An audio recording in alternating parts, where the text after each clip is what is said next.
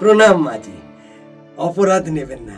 ওই নিরাপত্তার প্রয়োজনে আমি আপনাদের অজান্তেই আপনাদের অনুসরণ করে এখানে এসে পৌঁছেছি।